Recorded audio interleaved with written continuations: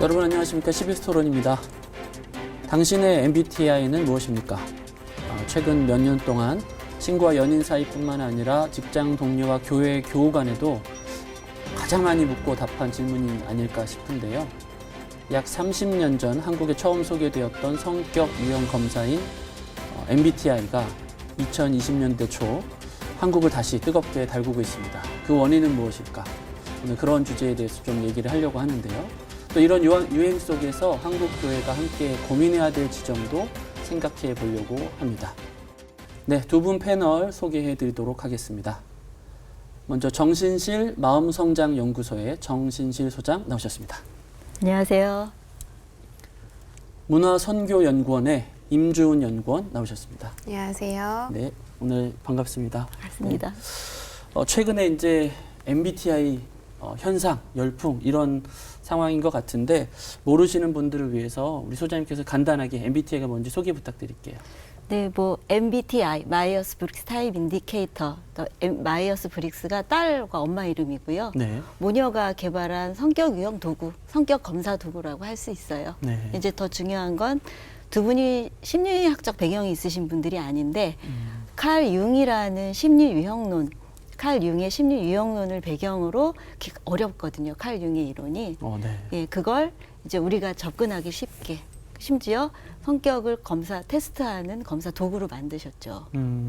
칼 융의 이론에 기초했다. 네. 어떤 걸 말할 걸까요? 칼 융은 영혼의 심리학자라고 불려요. 네. 예, 그분 목사님 아들이시기도 하시고 루터교. 네. 그러니까 인간의 인격의 온전성에 대해서 관심이 많으신 분인데 그분의 이제 그 온전성에 대한 감각이 담긴 게 심리 유형론인데 그걸 가지고 MBTI를 만드신 거고 지금 이렇게 유행하는 이런 시대에 조금 관점을 바꿔서 MBTI의 배경이 무엇이냐 이것을 좀 주목해 보는 것도 좋겠다 그런 생각이 MBTI 들어요. 자체도 있지만 그 네. 안에 담긴 칼 네. 융의 심리학 네. 그런 부분들.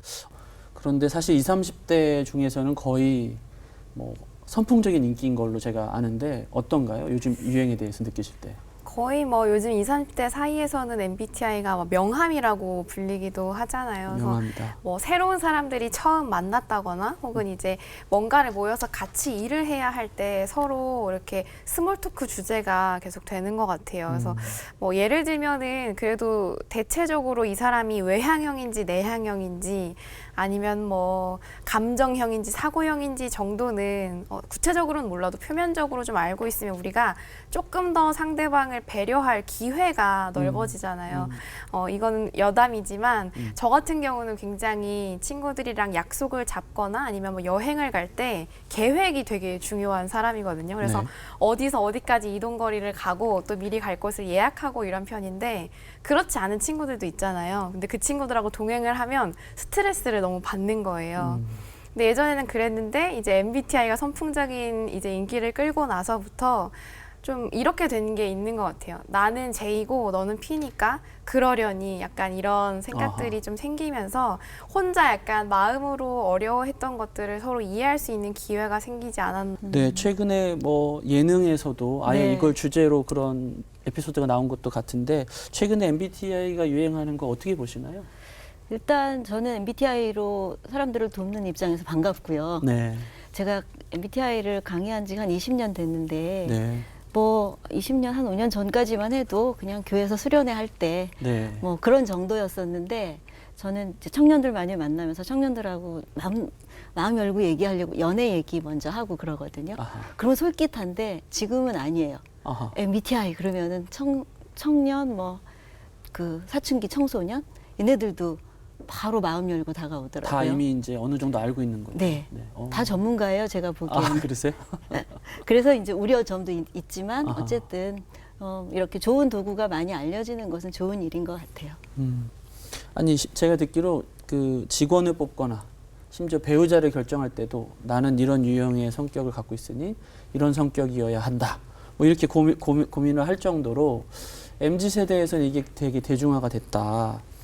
그래서 흥미로 해보는 게 아니라 어떤 자기 삶의 일부처럼 자리 잡고 있다. 이런 얘기들을 하는데 이게 30년 전에 들어왔을 때만 해도 그러진 않았는데 최근에 이렇게 유독 화제가 되는, 특별히 이제 MZ 세대에서 유독 화제가 된다는 이유는 어떻게 생각하시나요? 제가 생각하기에는 일단 저희가 모두 다 알다시피 재작년에 그 MBC 예능 프로 놀면 뭐하니 싹쓸이 편에서 MBTI 검사를 하는 것들이 나왔어요. 그래서 약식 검사를 통해서 출연진들이 서로 성향이 어떤지를 파악했는데 그 이후에 조금 더 선풍적인 인기를 끌지 않았나.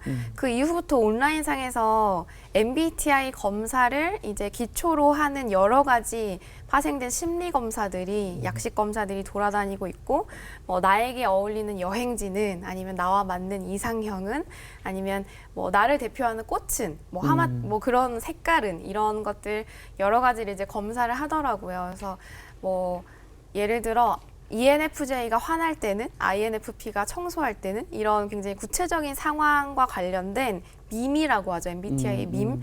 짤로 만들어져서 돌아다니면서 조금 더 하나의 놀이처럼 유행하게 된 것 같아요. 근데 이 놀이가 조금 더 선풍적인 인기를 끌게 된 이유는 저는 시대적인 배경도 한몫한다고 생각하는데 사실 20, 30대가 계속해서 경제난이나 구직난의 한복판에 있잖아요. 그러면서 이런 질문을 되게 많이 받았대요. 네가 진짜로 원하는 게 뭐냐? 너가 진짜 되고 싶은 게 뭐냐라는 질문을 받았는데 그러니까 그냥 점수에 맞춰서 대학 전공에 맞춰서 일자리를 구하지 말고 너가 진짜로 되고 싶은 게 뭐냐라는 질문을 받았는데 사실 이 질문에 이제 답을 하기에 너무 어려운 거예요. 근데 마침 코로나 바이러스가 이제 터진 거죠. 그러면서 청소년 청년들이 유독 공동체 안에서 타인과의 교제를 통해서 자기 자신을 찾아가야 되는 여정이 다 가로막혀 버린 거죠. 그런 가운데 이 MBTI라는 작은 놀이들이 불확실성 가운데 굉장히 작고 소소한 확실성을 주고 좀 나를 찾아가고 또 MBTI의 진짜 묘미가 이제 나에 대해서 아는 것도 중요한데 그것들을 이제 검사 결과를 공유하고 확인받고 또 친구들에게 공감받으면서 굉장히 기쁨을 얻잖아요. 아하. 그것이 하나의 좀 재유행된 계기가 아닌가 그런 생각이 듭니다. 네가 진짜 원하는 게 뭐야? 라고 그렇죠. 질문은 받았는데 대답하기는 어렵고 네. 그런데 그런 성격력 검사를 통해서 나라는 사람도 알고 나 이런 것 같아 하면 옆 사람들이 그런 것 같아라고 공감까지 일종의 그 MZ세대 안에 놀이뿐만 아니라 하나의 공동체 그렇죠. 교감하는 어떤 툴인 네. 것 같다라 이런 생각을 하게 되는데요. 네. 네, 소장님 어떻게 보시나요? 그런 의미라면 이제 MBTI가 가진 강점이 MBTI를 비진단 검사라고 하거든요. 그러니까 IQ 검사처럼 뭐 수치가 나와서 누가 더 높고 낮고 이게 아니라 좋고 나쁨이 없는 거죠. 비진단. 그래서 그냥 각 유형의 주로 MBTI 형용사들은 다 가치 중립적이에요. 네, 그러니까 아마 가치 중립적인 걸 나로 가져올 때 긍정적으로 받고. 그래서 아마 이제 아까 그런 이유라면 MZ 세대들이 나를 설명하는 이런 긍정적인 단어가 있네. 이렇게 하면서 좀 더 받아들여졌을 것 같고 말씀하신 것처럼 저도 이 팬데믹으로 관계가 많이 끊어졌잖아요. 심지어 예배, 그다음에 교회 가서 누릴 수 있는 공동체 이러면서 조금은 성찰적이 되는. 그러니까 다 변하고 심지어 예배도 못 드리고 청년부도 못 나가네. 나 뭐지? 이럴 때 이제 나로 회귀하는 어떤 질문들이 찾다 보니까 TV에 나오고 재밌고 나를 잘 설명한다 이렇게 하면서 이제 함께 그런 것들이 맞물려서 더들 이렇게 관심을 갖고 좋아하는 것 같아요. 그렇다면 MBTI가 이제 어떤 유행으로 이렇게 보이는 것이 장단점이 좀 있지 않을까. 좋은 점도 있고 나쁜 점도 있다고. 아까 긍정적인 면도 말씀하셨는데 장단점이 어떤 게 있을까요? 혹시 주변에서 보실 때. 네, 장점은 이제 소장님께서 방금 말씀해 주신 것처럼 좀 나를 찾아가는 계기 그리고 공동체 간의 어떤 관계를 좀 되새기는 계기가 되었다면 단점은 이제 최근에 그런 논란이 있었어요. INFP는 우리 회사에서 뽑지 않겠다. 그러니까 맞아요. 하나의 취업 스펙이 된 거죠. 근데 이거밖에도 약간 친구 관계에서는 절교의 원인이 되거나 정말 더 했을 때는 연인 관계에서는 이별의 원인도 됐다고 해요. 이렇게 어떤 관계 안에서 부정적인 결과의 원인을 MBTI로 돌리는 경우도 굉장히 많다고 하는데 이게 신빙성이 사실 부족하죠. 한 가지, 그러니까 어떤 전 세계의 모든 인구를 16가지 안에 넣는 것도 사실은 조금 어려운데 간단한 지표로 만든다는 점에서 장점이기도 하지만 또 다르게 단점이기도 하죠. 그리고 또 이런 게 있어요. 온라인상에서 돌아다니는 그런 밈들, 짤들을 보면 사회적 호감도가 굉장히 높은 MBTI 유형을 막 순위별로 나열을 해요. 그럼 가장 높이 나온 MBTI 당사자는 굉장히 기분이 좋지만 가장 낮게 나온 사람은 좀 그렇죠. 그리고 뭐 심지어는 수익이 굉장히 높을, 그러니까 좋은 직업을 가지고 수익이 높을 MBTI도 막 장난삼아 나오고. 근데 이게 사실 장난삼아라고 하지만 계속해서 재생산되고 뭔가 우리가 사람을 몰아세우고 뭐 확실시 하는데 사용한다면 좀 또 다른 억압과 폭력이 되지 않나 그렇죠. 저는 그렇게 생각을 합니다. 이런 활용에 대해서 어떻게 보시나요? 공감하고요. 네, 근데 제가 보는 입장에서는 사실 MBTI 검사 약식으로 하는 검사들이 다 불법이거든요. 아하. 이제 이 MBTI 검사가 아까 30년 전에 들어올 때 저작권을 가지고 한국형으로 표준화해서 된 검사가 있고 그걸 또 이제 공부하신 분들이 전문가들이 함께 검사하고 이 내용이 뭐다 이렇게 그렇게 배우는 게 제일 좋은데 이제 직관적으로 그냥 내가 듣고 싶은 대로 좀 듣는 경향. 제가 보기에는 제가 이렇게 보죠. 이렇게 버스에서도 너무 그런 대화가 많으니까 귀가 커져갖고 듣는데 그냥 딱 봐도 자기 유형 아닌 걸 가지고 막 내 유형이라고 말하는 친구들이 꽤 있는 것 같아요. 연예인들도 심지어 방송에서. 아하. 일단은 전문가와 함께하지 않고 정식으로 검사할 수 있는 그 툴을 사용하지 않으면서 자기 유형을 잘못 아는 거 가장 큰 문제인 것 같고요. 또 하나는 저는 모든 성격 유형 도구는 나를 보기 위해서 써야 되는 거고 상대 MBTI에 대해서 아무것도 모르는 상대에게 너는 무슨 유형이라서 뭐 너는 인싸야, 아싸야 뭐 이런 구분도 하더라고요. 아까 처음에 말씀드린 것처럼 비진단 검사이기 때문에 여기에 가치가 들어가는 순간 이건 독이 된다는 생각이 들어요. 그렇구나. 네, 그래서 나를 쓰는 도구로 쓰고 이제 타인에게 너는 이 칸에 16칸에 집어넣는 거잖아요, 타인을. 이런 개념이 익숙한 게 뭐냐면 혈액형으로 이렇게 예. 얘기하는 거랑 비슷하거든요. 그런 네. 거랑도 연관이 있을까요? 혈액형은 정말 뭐 한 사람이 한 말이 잘못 전달되면서 이게 진리처럼 전달됐다고 제가 그렇게 알고 있고요, 정확하게. 네.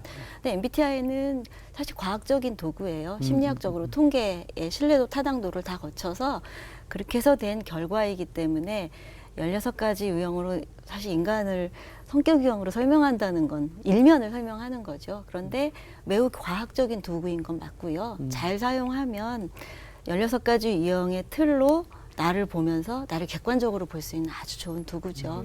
혈액형이나 이런 것과는 정말 다른 차원의 도구인 것 같아요. 혈액형과는 좀 다른 도구다. 네, 어쨌든 심리학적으로, 통계학적으로 신뢰도 타당도가 있는 그런 검사다. 다만 네. 인터넷에서 하는 건 약식은. 그렇지 않다. 그런데 좀 주변에 보시거나 또 이렇게 문화에 관심이 많으시니까 연구도 하시는데 젊은 세대에서 MBTI를 지금 이렇게 소장님이 말씀하신 대로 어떤 과학적 근거라든가 정식적으로 하는 게 아니고 사주, 별자리, 혈액형 중에 하나로 MBTI를 이렇게 보는 것 같은 느낌도 저 보거든요. 맞아요. 어떻게 생각하세요? 맞아요. 그러니까 아까 말씀드렸다시피 사실은 이게 그 청년들이 계속 느끼는 특히나 코로나가 덮쳐서 더 잘 느끼는 불확실성 가운데 계속 소소하지만 확실한 것들을 찾아 나서거든요. 저는 이제 그런 인간의 욕구가 MBTI와 딱 맞아떨어져서 조금은 이제 가끔은 안 좋게도 부정적으로도 쓰이는 것이 아닐까 생각을 하고 사주나 이제 방금 말씀하신 뭐 혈액형이나 별자리로 어떤 그런 성격 유형을 내면서 앞으로의 길도 계속 얘기해주는 이런 문화들이 계속 변주되는 이유가 저는 불확실성과도 방금 관계가 있다고 말씀드렸지만 한국 문화 기저에 있는 무속신앙과도 좀 크게 영향을 받지 않았나 생각을 해요. 약간 한국인들이 보면 교회에 다닌다 하더라도 깨진 거울은 안 보는 게 좋아. 혹은 시험 전에 미역국은 먹지 않는 게 좋아 이런 이야기를 하잖아요.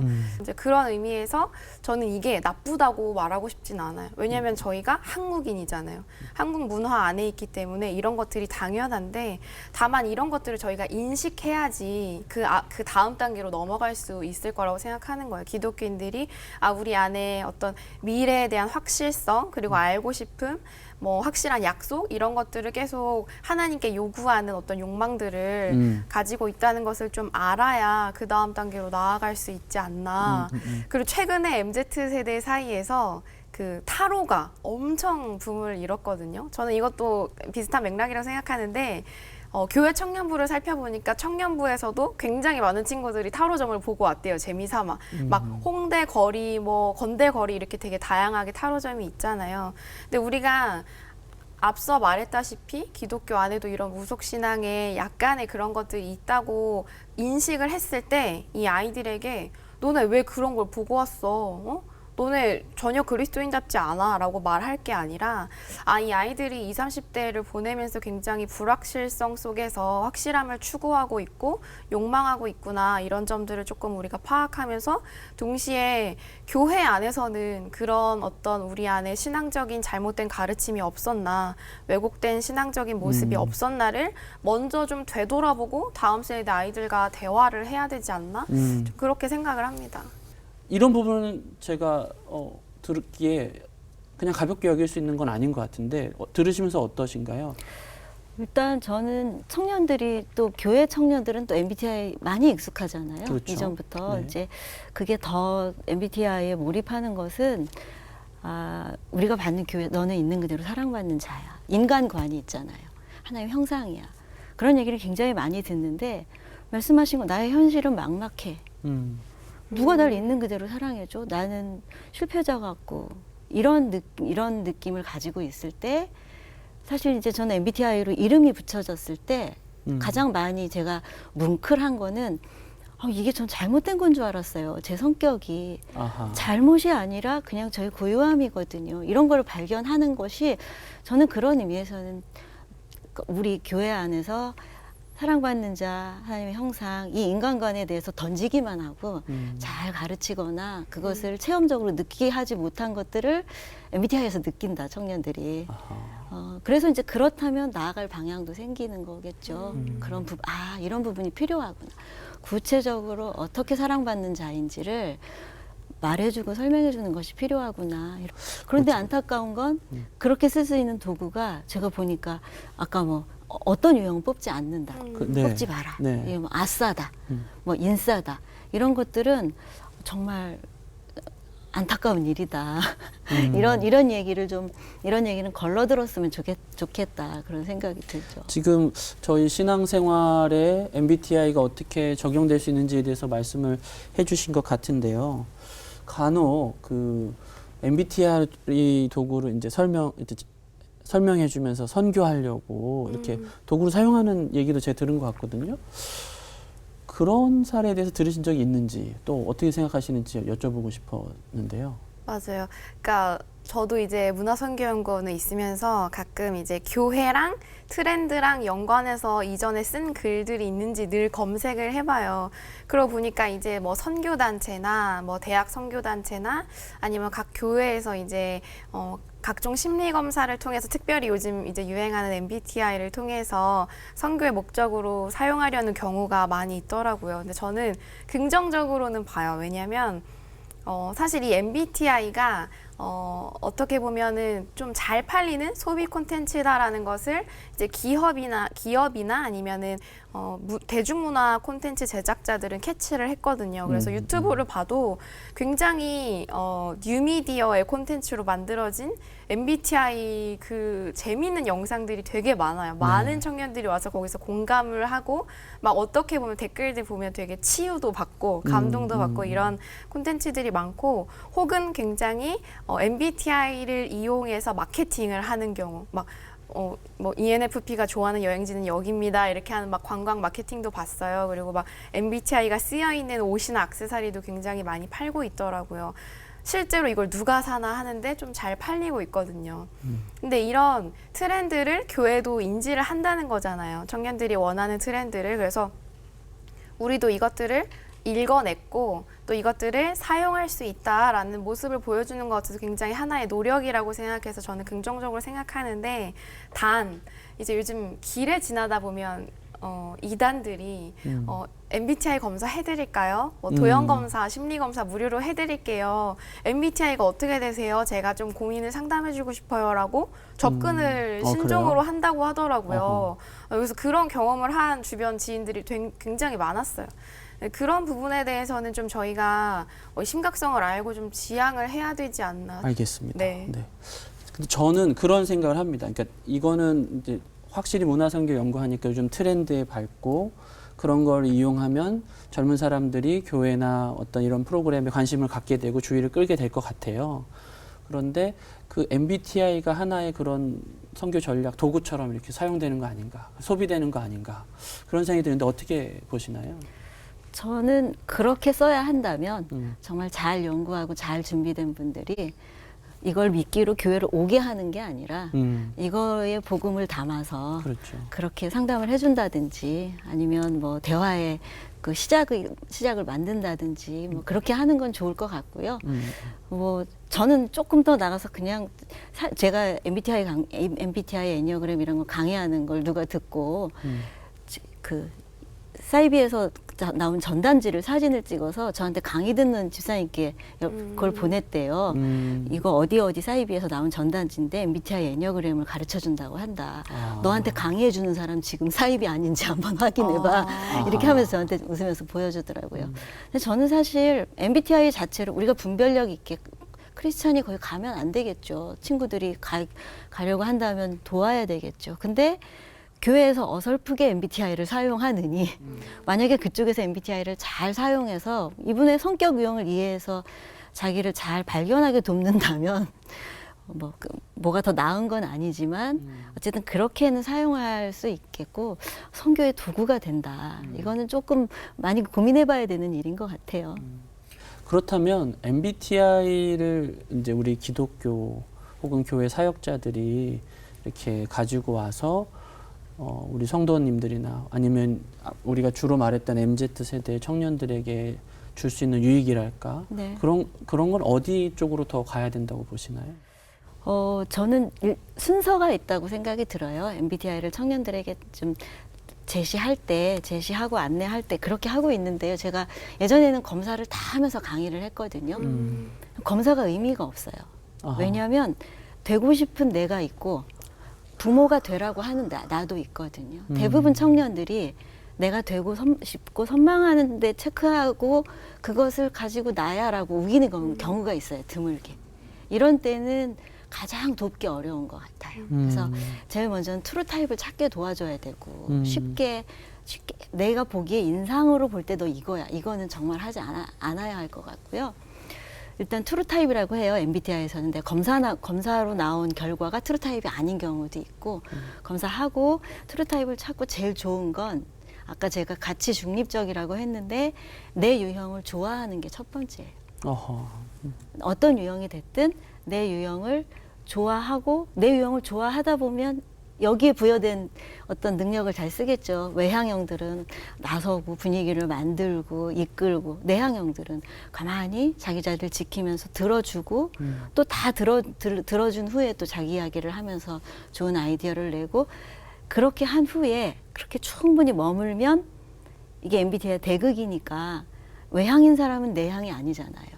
그러면 이제 내향이 보이는 거죠. 나를 충분히 좋아하면 내향의 입장에서 내가 참 힘들겠구나. 쟤도 할 말이 있구나. 네, 라든지 네. 할 말이 없어서 저러는 건 아니구나. 내향도 와, 외향이 정말 나 때문에 답답하겠구나. 좀 말을 빨리 해줘야 되겠구나. 이런 성찰이 차근차근 오다 보면 저는 결국 우리가 지향하는 바, 우리 하나님께서 우리를 다 고유하게 지으셨고 각자 가진 게 다 좋아. 이제 이런 방식으로 가야 할 것 같고, 아까 이제 칼 융의 심리학 네, 말씀드렸는데 대부분 청년들이 내가 없는 걸 부러워하거든요. 나 외향이면 그렇죠. 너무 나대는 것 같은 느낌이 네, 네, 들고, 네. 내향의 차분함이 부럽고, 내향은 또 거기에 또 가치를 붙이죠. 난 너무 소심해서 이게 이 현대사회에 부족한 것 같고, 이런 이제, 그런데 칼 융의 심리학에서는 외향 안에는 내향이 숨어 있다, 무의식에. 어허. 감각형의 무의식에는 직관형이 숨어 있다. 그래서 이것이 중년 이후에 떠오른다, 위로. 그래서 이 사람은 EISN, TFJP 이것을 통합적으로 다 사는 노년이 가장 건강한 노년이다, 이렇게 말하는데 네. 그게 어떤 사람이 떠오르느냐, 자기 유형을 잘 알고 생애 전반기에 그 에너지를 잘 쓴 사람, 좋아하면서 그러면 무의식에서 떠오른다고 이렇게 표현하거든요. 그래서 그런 순서로 쓰면 저는 교회하는 공동체에서도 아주 좋은 도구라고 생각이 들어요. 사역에서 저 사람이 잘할 수 있는 사역이 있구나. 저 사람 앞에 마이크 잡아야 되는구나. 이 사람은 또 이걸 구체적인 일상의 작은 걸 챙기는, 저 사람은 비전을 제시할 사람이구나. 잘 쓰면 교회하는 공동체에서도 아니면 개인이 신앙 안에서 성장하는 것도 잘 도움이 된다고 생각해요. 이런 부분을 좀 유의하면 좋겠다. 네. 저도 이어서 얘기해도 돼요. 네네네. 지금 저희 이제 교회에서 청년들 보면 청년들이 주일학교에서 교사를 할 때 부모님께 계속 카통신방을 해야 되는데 너무너무 힘들대요. 그게 답장을. 네. 네, 그게 너무 힘든 거죠. 사실 누가 어머니 안녕하세요 이러면서 이제 다 전화드리고 할 수 있는 청년이 있는 게 아니잖아요. 그래서 이런 것들을 봤을 때 지금까지 굉장히 힘든 경우가 많았는데 교회 안에서는 쉬이 우리가 차별이 없어야 한다라고 말하지만 그래도 차별이 계속 존재하지만 가장 무의식적으로 가장 많이 차별이 되는 게 성격 유형의 차별이 아닌가. 그래서 조금 내향적이고 나서지 못하고 새로운 분에게 잘해드리거나 친밀하게 대하지 못하는 걸 가지고 우리가 약간 교회랑 저분은 조금 안 맞아라고 이야기를 하잖아요. 네네. 그럼 그분들도 약간 수그러들고 봉사를 좀 안 하게 되고 좀 그렇게 되는 부분들이 안타까운 것 같아요. 그래서 소장님 말씀하신 것처럼 이런 검사들을 통해서 우리가 교회의 이런 분위기를 좀 바꿔갈 수 있지 않나 그런 생각을 해봤습니다. 혹시 뭐 MBTI를 관심도 최근에 많이 있어서 오히려 이때가 기회다 싶기도 하지만 더 깊은 인간 자기 이해와 이렇게 가야 된다라는 말씀을 하고 계시는데 덧붙일 말씀 있으시면 마지막으로 좀 부탁드릴게요. 근데 제가 이제 청년들한테 많이 받는 질문이 제 유형과 잘 맞는 유형이 누구예요? 네. 그걸 이제 제가 예전에는 막 설명하고 답했는데 검색하면 다 나오고 뭐 심지어 그 이제 그런 질문을 받는데 MBTI로 사실 반대 유형들이 사실은 확률적으로 가장 많이 만나요. 왜냐하면 내가 없는 걸 가지고 있으니까 그게 맞아요. 매력 있게 보이고 끌리고 이제 막상 또 이제 그들이 커플이 되면 가장 힘든 부분이 그거죠. 그렇죠. 막 비전을 제시하고 뭔가 막 이거랑 한번 선교 막 하나님 나라 이렇게 할 것 같은데 직관형은 그런 걸 제시하지만 디테일은 떨어지니까. 그렇죠. 매번 이직을 꿈꾼다든지 이렇게 여기 이 땅에 발을 붙이지 못한다든지 그렇게 서로 갈등이 그렇거든요. 네네. 그러니까 저는 이제 요즘은 그렇게 얘기해요. 성숙한 사람끼리 만나면 아무하고 살아도 다 잘 살아. 이렇게 네. MBTI를 잘 쓰되 친구와 사이에도 잘 쓰고 이해하는 방식으로 쓰되 저는 우리가 모든 인간은 차이보다 공통점이 훨씬 더 많다고 생각해요. 제가 MBTI 애니어그램 강의하지만 우리 모두는 하나님의 형상으로 많은 공통점 가운데 작은 차이가 MBTI가 드러내고 애니어그램이 드러내고 그렇게 좀 이해하면서 사람 한 사람을 존중하면서 MBTI를 좀 쓰면 좋겠다. 네. 이왕 잘 쓰면 좋겠다. 네, 그런 생각이 고맙습니다. 들어요. 우리 연구원님도 최근에 MZ세대를 좀 대변해서 한 말씀 부탁드리면 좋겠는데 최근에 그렇게 관심을 갖는 데는 나름의 이유가 있고 그런 얘기도 많이 해주셨는데 끝으로 기독교 청년 분들한테 하시고 싶은 말씀 있으면 부탁드리겠습니다. 사실 이런 기회가 오면 저는 기독교 청년들에게 하고 싶은 이야기보다 기독교 청년들을 대하고 기독교 청년들을 섬겨주셔야 할 기독교 어른들에게 늘 하고 싶은 이야기가 많이 있어요.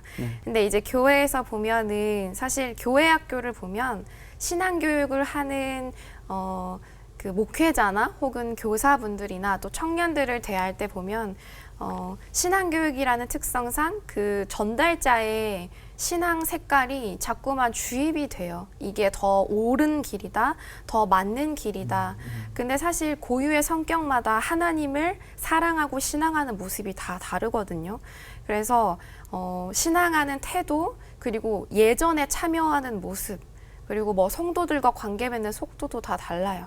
이런 점들을 조금 더 우리가 교회 안에서 파악하고 가르치고 주입하기보다 좀 이 사람들을 수용하고 긍정하는 태도가 더 중요하지. 그게 다음 세대를 위한 진정한 방식이 아닌가라고 저는 생각을 하고, 우리가 하나님 안에서 다 하나가 된다라는 말을 할 때 신앙 안에서 모든 신앙 색깔이 천편일률적이다라는 말은 아니에요. 다 너무너무 다르지만 그 안에서 교회라는 한 공동체로 우리가 묶일 수 있음을 증명하는 게 하나님 안에서 하나 되는 거거든요. 좀 그런 부분에 대해서 더 다양한 청년들, 더 다양한 질문을 하고, 더 다양한 고민을 하고, 더 다양한 신앙함을 하는 청년들을 우리가 긍정하고 너가 틀린 게 아니라고 말해줄 수 있는 교회가 조금 더 많아졌으면 좋겠어요. 고맙습니다. 지금 두 분 하시는 말씀이 되게 이렇게 다른 듯하면서도 이렇게 일치하는 면이 있는 것 같고요. 오히려 MZ세대가 듣고 싶어하는, 그리고 원하는 메시지가 거기 담겨 있다, 이런 생각이 듭니다. 오늘 귀한 말씀 감사합니다. 감사합니다. MBTI를 향한 뜨거운 관심과 원인을 정확히 특정하기는 어려울 것입니다. 하지만 그 시점이 코로나19 유행과 맞물린다는 점에서 동시대의 불안과는 무관해 보이지 않는다, 이렇게 생각이 드는데요. 어쩌면 위기의 시기를 살고 있는데 많은 사람들이, 특별히 우리 청년들이 위안을 필요로 하고 있지 않나, 이런 생각이 들고, 이때에 우리 종교는, 그리고 우리 교회는 그런 역할을 했나 자문해 볼 필요가 있는 것 같습니다. 한국교회와 교인이 MBTI 현상을 입체적으로 바라보고 이해하는 데 도움이 되었길 바라면서요. 오늘 CBS 토론은 여기에서 마치겠습니다. 시청해 주셔서 고맙습니다.